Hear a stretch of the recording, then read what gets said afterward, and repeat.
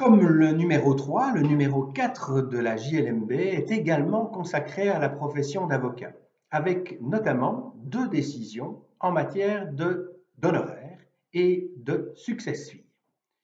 Vous savez, cette pratique qui consiste à permettre à un avocat de réclamer un supplément d'honoraires dans l'hypothèse où il a atteint le résultat qu'il avait promis à son client et pour lequel son client lui avait promis une prime en cas de succès.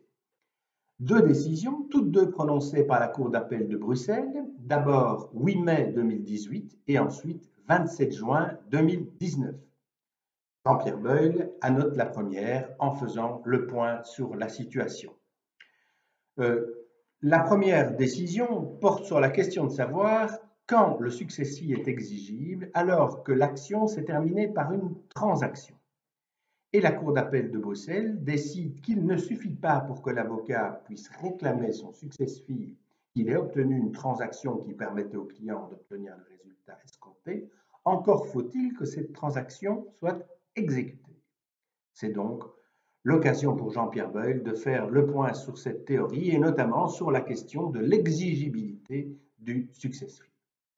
La deuxième décision date du 27 juin 2019. Il s'agissait d'un success fee qui était, dans ce cas-ci, un complément indiscutable à des honoraires qui étaient promérités sur la base d'un timesheet. Le principe est donc admis, on ne se trouve pas devant un pacte d'equotalitis qui aurait été prohibé comme il l'est par le code judiciaire. Mais la question était de savoir si, dans ce qui est une négociation, la pratique du success fee est admissible. Oui, répond la Cour d'appel de Bruxelles.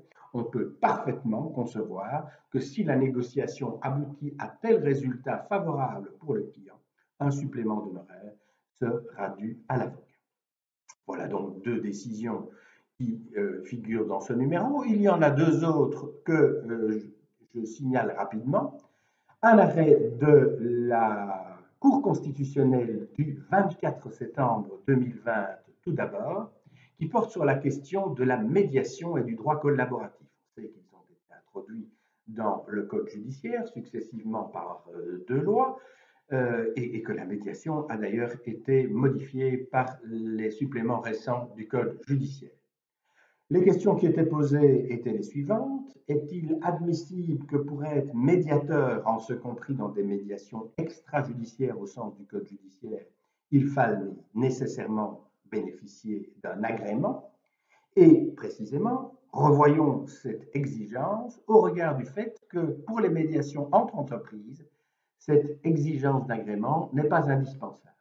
La Cour constitutionnelle n'y voit pas malice. Il y a effectivement des distinctions tout à fait claires entre la médiation entre entreprises et une médiation B2C, disons, business to consumer. Et dans cette hypothèse-là, on peut comprendre que puisqu'il y a la nécessité d'assurer la protection d'une partie faible, l'exigence d'un agrément soit présente, tandis qu'elle ne l'est pas pour les médiations entre entreprises. Quant au droit collaboratif, il était critiqué dans la mesure où il est réservé aux avocats et où ceux qui s'engagent dans pareille procédure ont une obligation de désistement du dossier en cas d'échec du processus de droit collaboratif. La Cour constitutionnelle estime que, à nouveau, ces exigences sont parfaitement proportionnées au but poursuivi, à savoir l'intégration de ce mode approprié de règlement des conflits dans le code judiciaire. Anne-Marie Boudard et Karine van der Stok analysent cet arrêt en détail en faisant le point sur la judiciarisation, si je puis dire, du conflit de la médiation et en attirant également notre attention sur 2 arrêts qui ont été prononcés en 2020, d'abord par la Cour de justice de l'Union européenne le 14 mai et ensuite par la Cour constitutionnelle le 22 octobre et qui considèrent que les processus de médiation doivent bien être considérés comme des litiges qui ouvrent au titulaire d'une assurance protection juridique le droit au libre choix de son avocat.